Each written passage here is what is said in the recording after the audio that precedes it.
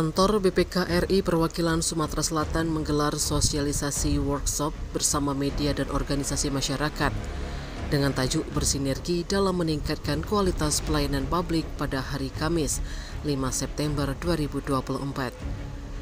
Dalam sosialisasi itu, BPK RI Sumsel menekankan soal hasil dari BPK berupa opini yang dikeluarkan terhadap pengelolaan keuangan pemerintah daerah.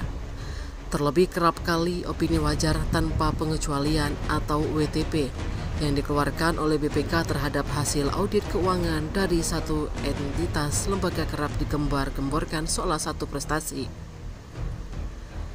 Katanya dari 18 pemerintahan daerah mulai dari Pemprov, Pemkot, dan Pemkab. Di Sumsel dari hasil audit yang dilakukan terdapat hanya ada 16 yang mendapatkan opini WTP. Ada 16 yang WTP dan 2 WDP, dan dari 16 itu ada 4 yang WTP murni. Katanya opini WDP yang diterima itu lantaran dari hasil audit yang dilakukan BPK Perwakilan Sumsel, lantaran ada beberapa aspek dalam laporan keuangan pemerintah daerah itu yang menjadi sorotan BPK RI Sumsel. Apabila mendapat opini WDP, maka Pemda yang terkait itu harus mengembalikan dalam kurun waktu 60 hari kerja.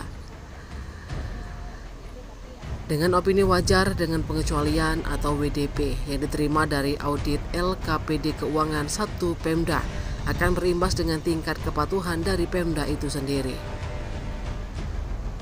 Karena masyarakat lebih paham mengenai apa-apa yang telah kami lakukan selama ini sesuai dengan tugas dan kewenangan tentunya dengan kepada kami.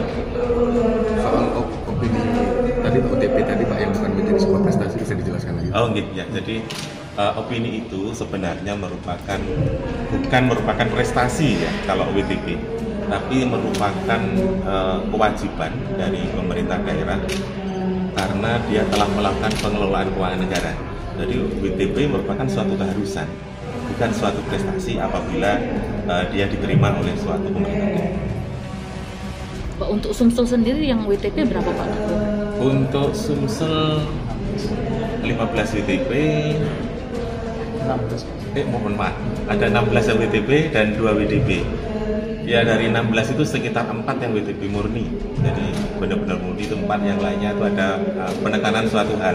Tidak ada istilah, jadi ada hal tertentu yang menjadi perhatian kami dan itu yang harus nanti ditindaklanjuti lebih dalam. Karena kalau tidak, di tahun depan bisa saja kalau itu terulang, itu opininya bisa turun. WTP murni yang mana Pak? 4 daerah tadi Pak? Kenapa Pak? Benar. Kalau yang jelas provinsi ya. Provinsi bisa juga. Ada 4. Nanti datanya nanti kami sampaikan.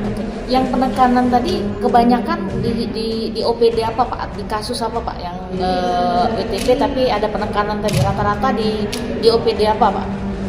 Biasanya itu terkait dengan pengeluaran belanja biasanya. Ya, itu ada belanja yang belum sesuai dengan ketentuan.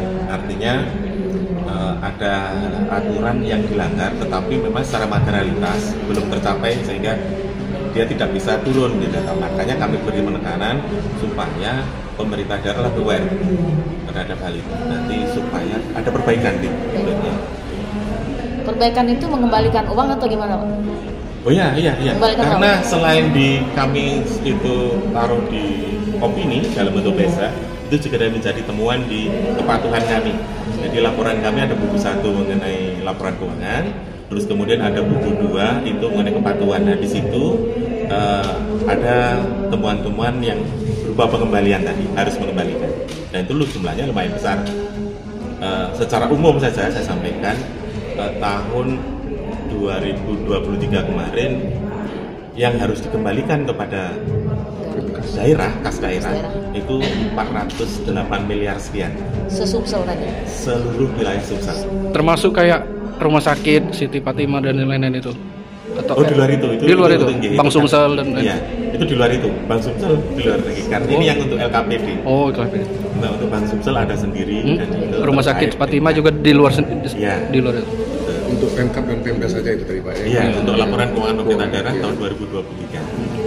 Yang jadi paling jadi perhatian apa gitu Pak? Mungkin yang jadi konsen untuk mengungkapkan supaya sebenarnya ya secara umum untuk memperbaiki pengelolaan keuangan negara sesuai dengan aturan dan ketentuan yang ada.